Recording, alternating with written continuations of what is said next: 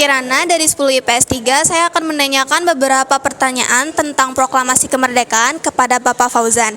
Yang pertanyaan pertama, bisakah Bapak jelaskan tentang peristiwa Rengas Dengklok? Peristiwa Rengas Dengklok ya. Peristiwa Rengas Dengklok itu kan antara perseteruan antara golongan muda dan golongan tua, di mana saat itu Jepang sudah kalah oleh sekutu, dan golongan muda ini menginginkan Soekarno harus segera memproklamirkan kemerdekaan. Makanya itu golongan muda ini menculik Soekarno ke wilayah Karawang di Rengas Dengklok agar segera memproklamasikan kemerdekaan Republik Indonesia. Tapi golongan tua ini kan memikirkan bahwa kita jangan terburu-buru. Akhirnya Subarjo pergi ke Rengas Dengklok dan memberikan jaminan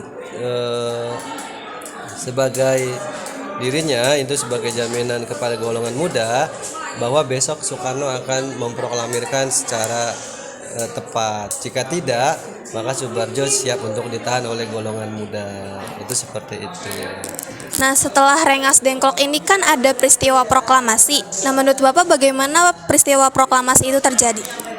Oke, proklamasi itu kan terjadi pada tanggal 17 ya, 17 Agustus. Nah, pada tanggal 17 Agustus ini Indonesia belum terbentuk sebagai negara. Nah, negaranya terbentuknya ada pada tanggal 18 Agustus.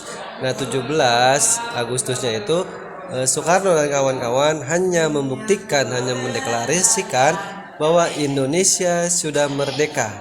Dan pada saat tanggal 18-nya barulah Indonesia terbentuk sebagai negara. Jadi proklamasi ini adalah menandakan bahwa Indonesia sudah terbebas dari belenggu penjajahan bangsa-bangsa asing. Nah, yang pertanyaan ketiga, mengapa naskah proklamasi ini tidak jadi diketik menggunakan mesin ketik Laksamana Maeda? Oke, waktu manusia, ruang dan waktu ya. Kita butuh waktu yang mepet dengan peristiwa penculikan Soekarno di Rengas Dengklok, dengan butuh kita tergesa-gesa. Jadi dipilihnya itu adalah waktu yang efisien, biar efisien gitu, biar tidak banyak makan waktu di situ.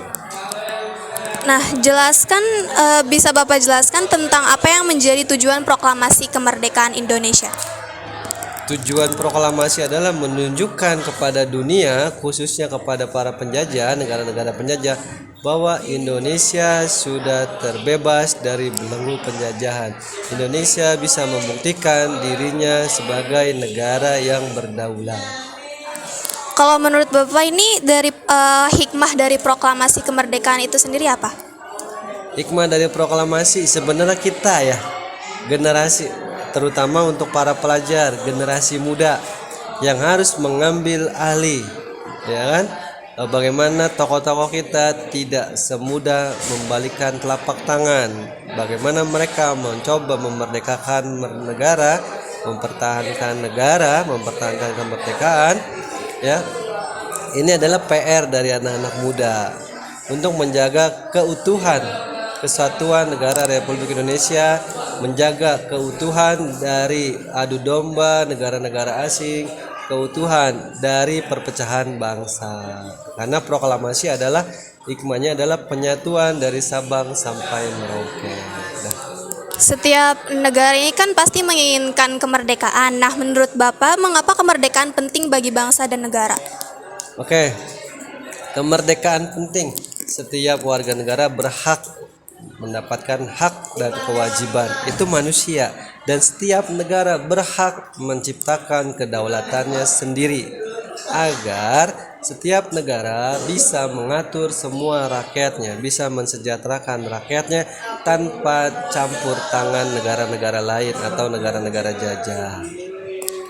Oke, sekian pertanyaan dari saya. Terima kasih kepada Bapak Fahran yang sudah bisa meluangkan waktunya. Oke, terima kasih.